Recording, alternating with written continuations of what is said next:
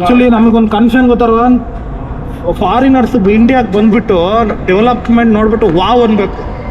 ನಮ್ಮ ದೇಶದಲ್ಲಿ ಹಿಂಗೆ ಇಲ್ವಲ್ಲಪ್ಪ ಅನ್ಸ್ಬೇಕು. ಇಲ್ಲಿ ನೋಡಿ ತೋರಿಸಿದ್ರು ನೋಡಿ, ಇದು ಟ್ರಾಮ್ ರೈಲ್ವೆ ಸ್ಟೇಷನ್. ನಮಗೆ ಸುಮ್ಮನೆ ಎಲ್ಲ ಅದು ಮಾಡ್ತೀನಿ ಇದು ಮಾಡ್ತೀನಿ ಸಿಂಗಾಪುರ ಮಾಡ್ತೀನಿ ಅಂತ ಚೆನ್ನಾಗಿ ಮೆಳೆ ಹತ್ತಿಸ್ಬಿಟ್ಟಿದ್ದಾರೆ, ಏನು ಮಾಡಿಲ್ಲ. ನಾನು ಹೇಳ್ತಾ ಇರೋದು ಬರೀ ಒಂದು ಪ್ಲೇಸ್ ಅಲ್ಲಿ ಮಾಡ್ಲಿ ಸಾಕು, ಈ ತರ ಹಂಗೆ ಸ್ಪ್ರೆಡ್ ಆಗ್ತಾ ಹೋಗುತ್ತೆ.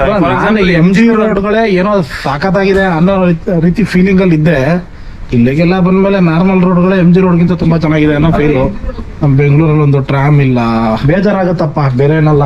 ನಮ್ ದೇಶ ಏನೇ ಆದ್ರೂ ನಮಗ್ ಸೂಪರ್, ಅದು ಬೇರೆ ವಿಷಯ. ಆದ್ರೆ ನಾವು ಟ್ಯಾಕ್ಸ್ ಕಟ್ಟೋ ದುಡ್ಡು ಎಲ್ಲ ಹೋಗ್ತಾ ಇದೆ. ಈ ರಾಜಕಾರಣಿಗಳೆಲ್ಲ ಅಷ್ಟೆಲ್ಲ ಸಂಬಳ ತಗೊಂತಾ ಇದಾರೆ, ಗೌರ್ಮೆಂಟ್ ಇದೆ, ಏನಾಗ್ತಿದೆ? ಏನು ಆಗ್ತಾ ಇಲ್ಲ ನೋಡಿ. 5-10 ವರ್ಷದಲ್ಲಿ ಇಂತಿಂತ ಸಿಟಿಗಳು ಹೆಂಗ್ ಕಟ್ತಾರೆ.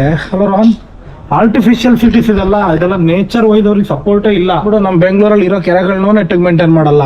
ರೋಡ್ಗಳಿದ್ರೆ ರೋಡಲ್ಲಿ ಫುಲ್ಲು ಪಾಟ್ರೋಲ್ಗಳಿರುತ್ತೆ.